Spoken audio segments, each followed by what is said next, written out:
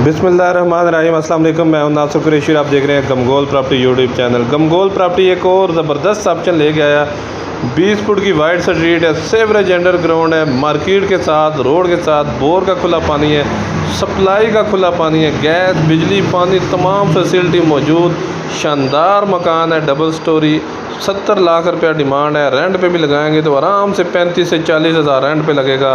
Dog Saeeda Ghaziabad में ये वाक़या है। रावलपिंडी डोग सईदा गाज़ियाबाद में ये वाक़या है। सदर से 3 से 4 किलोमीटर का फासला। खूबसूरत पेंट हुआ है, खूबसूरत टाइल लगी हुई है, ज़बरदस्त डाउन सीलिंग का काम हुआ है। किराएदारी खाने के लिए, इन्वेस्टमेंट करने के लिए बहुत शानदार मौका है। रजिस्ट्री इंतकाल वाली जगह है, डबल स्टोरी ये मकान है। 70 लाख रुपया डिमांड है इसकी। डोग सईदा गाज़ियाबाद में ये वाक़या। खूबसूरत अलमारियाँ बनी हुई हैं।